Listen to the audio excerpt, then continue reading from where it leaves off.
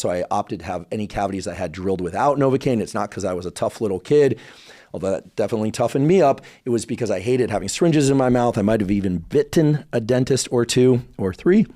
I don't bite the dentist anymore. I thank the dentist. By the way, I think dentists are wonderful. Regular cleanings are wonderful. We'll talk about frequency of cleanings. But here's the point.